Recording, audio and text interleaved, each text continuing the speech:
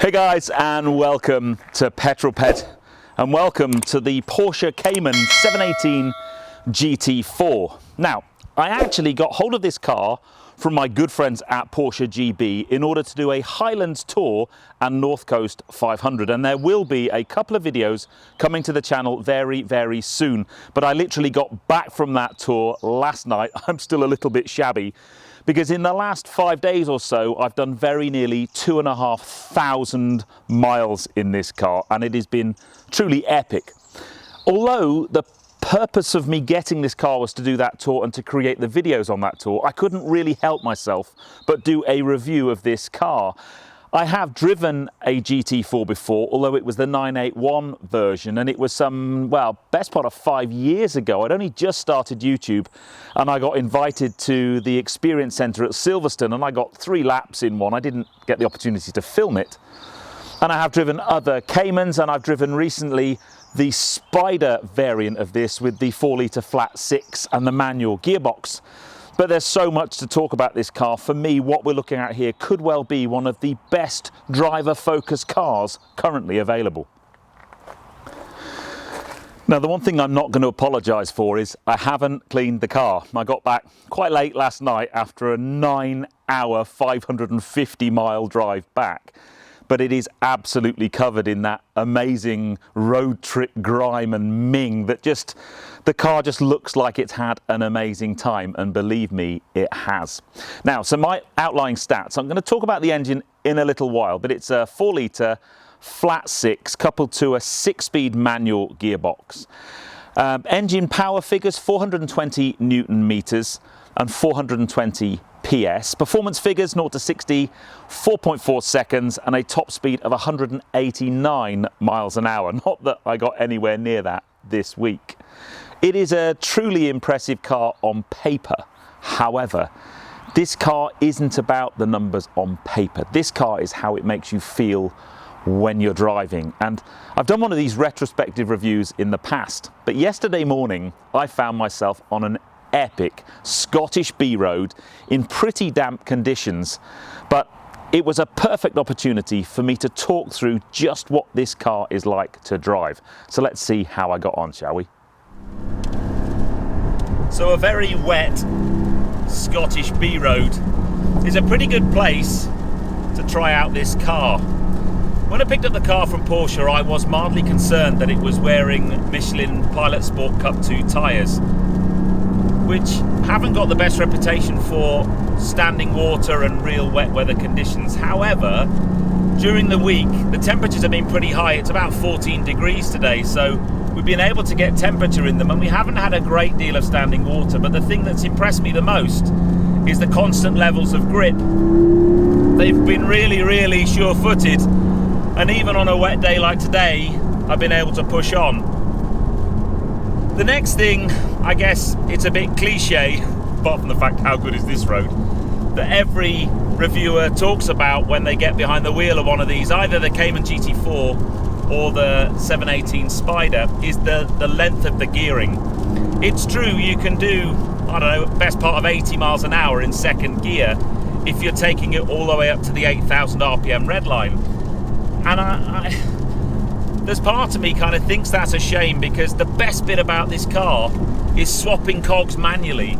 I'm a big manual fan. I know you can now get one of these in a PDK, but honestly, I'd always opt for the manual. It's such a rare thing to be able to get such a driver-focused car with a manual gearbox. And I want to be changing gears more, and throughout the week of driving,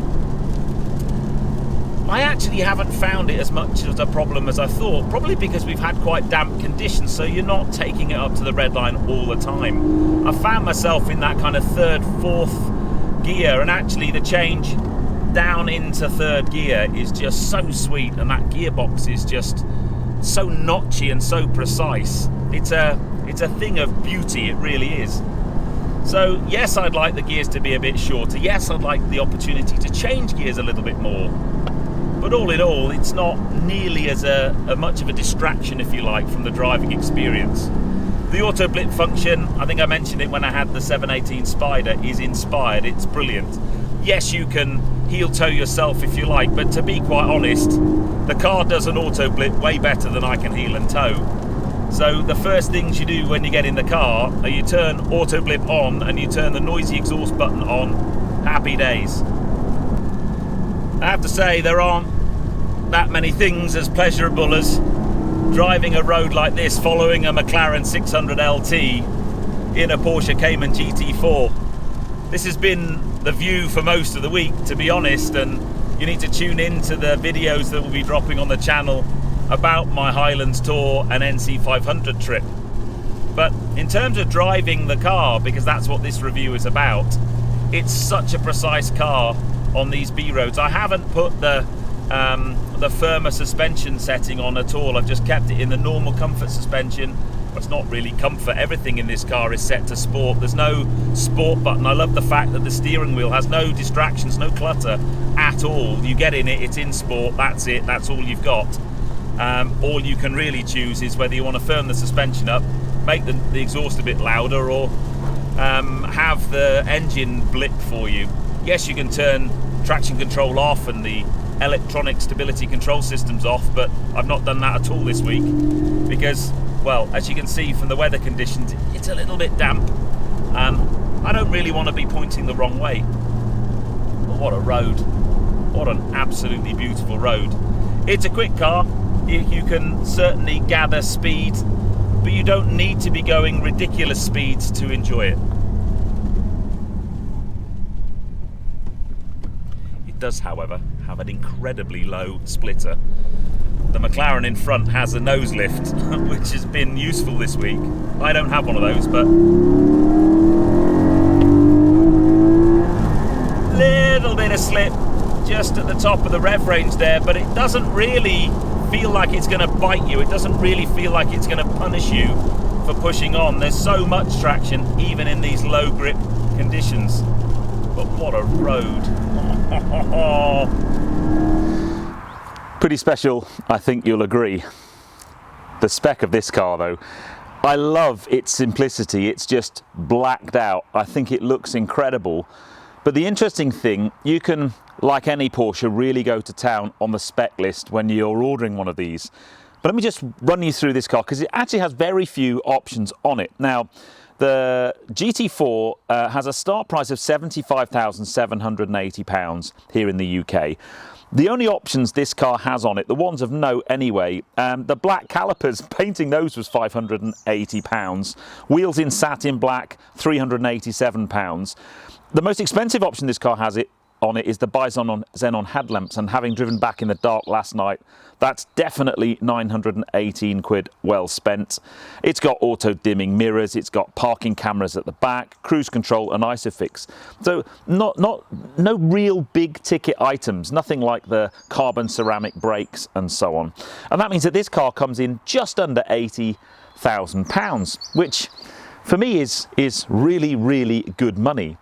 Engine wise, one of the things about a Cayman, if you've ever spent any time with one, is you think, well, where's the engine? Because there's a huge front boot, a really big luggage space at the back, a big flat parcel shelf there, and clearly the engine's mid-mounted under there, but it's an amazing feat of packaging, that's for sure. But what's the engine like? What's the character of the engine like? The exhaust, I love the rear of the GT4 and the Spider. I think that diffuser and the twin exit exhaust look absolutely fantastic. So let's head back to that Scottish B road, shall we? And talk about what this car sounds like and maybe also what it's like to buy. What about the engine in this car? Well, for a start, it sounds incredible, and this is with a completely stock exhaust. If I got one of these, I would be tempted to put something a little bit more fruity out back because it's got such a lovely tone, and once it gets on camp from kind of 4,000 RPM up to its 8,000 RPM redline, it does sound incredible inside and outside the car. The interesting thing for me about the GT4 and the Spider now is because you've got the 4-litre GTS available, which has got a 6-cylinder 4-litre engine in a Boxster or a Cayman, there is an argument that says that's maybe the easier choice. The thing I struggle with this car, and as I've mentioned already, it's a fairly low spec car.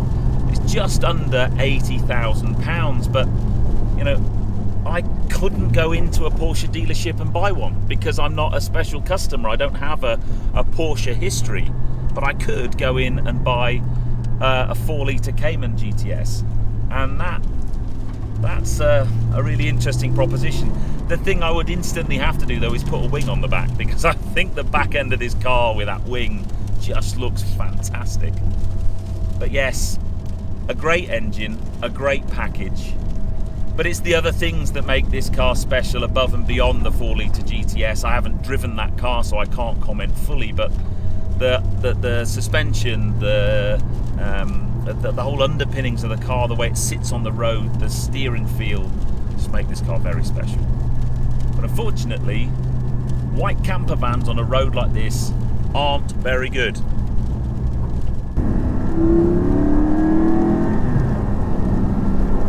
The camper van has moved out of the way so we can talk more about this engine, the steering feel, confidence it gives the driver.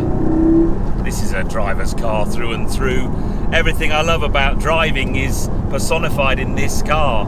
The steering is just right. It's beautiful. I haven't really felt a great deal of understeer, even though we've been pushing on a lot this week, and you can get on the power really early. I've gained a lot of confidence in the car. At the beginning part of the week, especially when it was wet, I was a little bit trepidatious just in terms of how much I could put the throttle on and when I could start applying the power and what the rear of the car was going to do. And I've just gained so much trust in this car, even when you've got... Now I appreciate standing water is not a great thing with Cup 2s, but I haven't had a wobble yet. I shouldn't probably say too much while I'm driving so hard down this type of road. The other thing is you don't actually have to be going that quick to really enjoy the car, but let's just take a moment to appreciate this road, shall we? Wow, absolutely stunning. As I said, tune into my NC500 videos and you'll see plenty more roads like this, but look at this, what a road. But sweeping bends, tight bends, complex technical sections, this car just takes them all in its stride. Almost the quicker you go, the more comfortable it becomes. I'd love to get it on a track, oh my days. But it is just, if you're a driver and you love the process and mechanics of driving, then for me, manual Cayman GT4 doesn't get much better than that. On the driving tour I'm on this week, I am the only manual car. And whilst I love a PDK gearbox, and one of these with a PDK I'm sure would be amazing, honestly, from where I'm sat right now, with the engagement that this manual box is giving me, I'm certainly not wanting for a PDK. In fact, swapping cogs on my own is fine by me.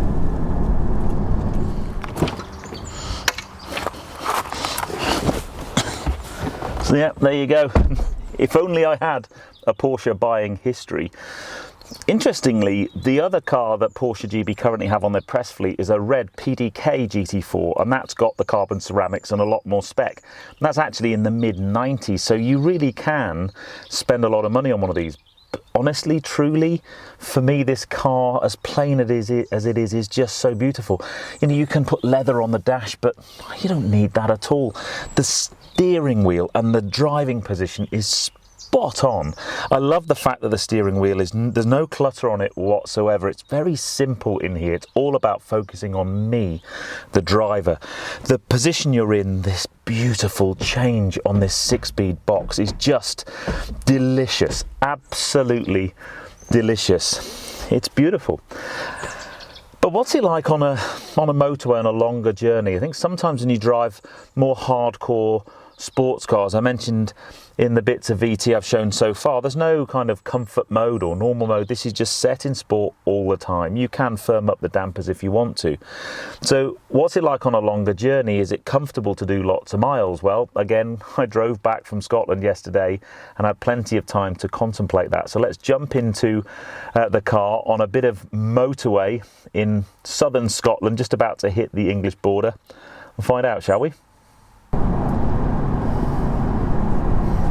On a motorway, this car, well, it's super relaxing, very comfortable. You just stick it in cruise control and you can cover lots and lots of miles. I think the one thing that surprised me actually is I thought it might be a bit fidgety and a bit hardcore, and it's really not at all.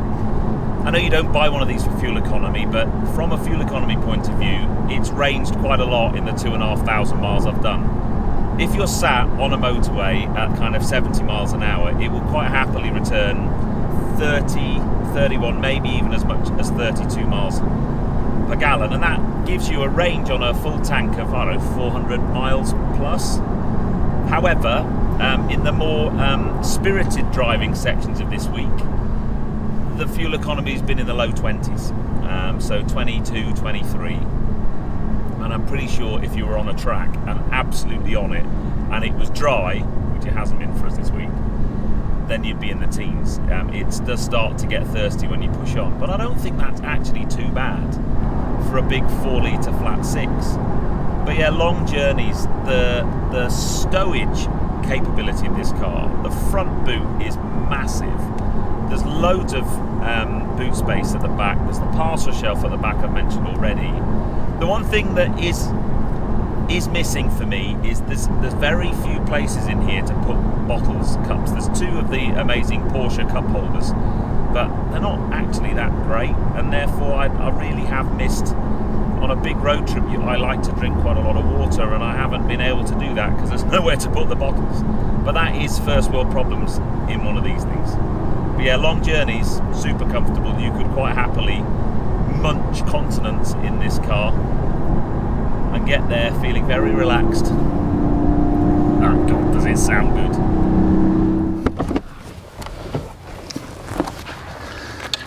You know, when I get my hands on a car that I've wanted to drive for a long time, I try really hard not to, if you like, believe the hype, to make my own mind up, and I believe I've done that this week. And it's safe to say that you can believe the hype. This car is every bit as good as everyone says it is. It's very difficult to fault, actually, and having now spent such a long time with the car and done so many miles on some of the best roads the UK has to offer, I think I'm in a pretty good position to give you my thoughts. It's a true driver's car. The level of engagement in the car is second to none. The steering feel, the engagement with the gearbox. I definitely have a manual. Good as the PDK version is, for me, that manual engagement when you're driving the car is something to behold, and a thing that we really don't see that often anymore. And I think that's a great shame, because it's a real art driving a manual car.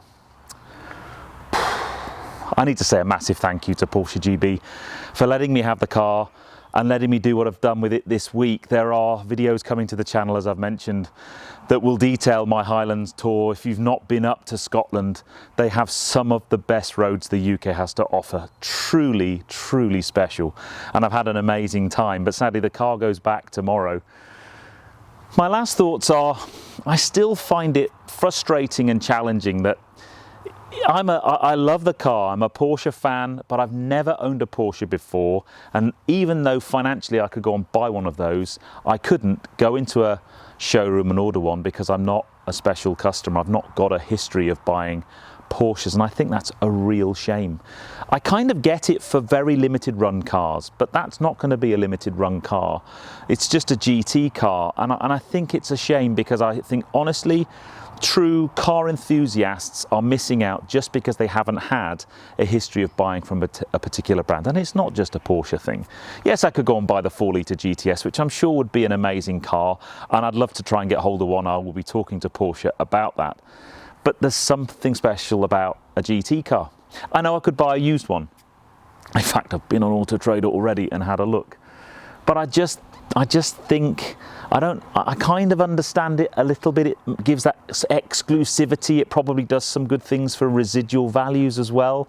But I think it's a shame that as a car enthusiast, as a Porsche fan, and someone with the financial wherewithal to buy it, I can't physically go and buy one, and that's frustrating. Anyway, I hope you enjoyed that one as much as I did. If you did, give me a thumbs up. Comments below are always welcome, and if you haven't done so already, please subscribe to Petrol for plenty more content to come. I might go out for a last drive, put a last little bit of road grime on it before I have to take it back to Porsche tomorrow. Anyway, I'll see you on the next film, guys. You take care. Drive safe.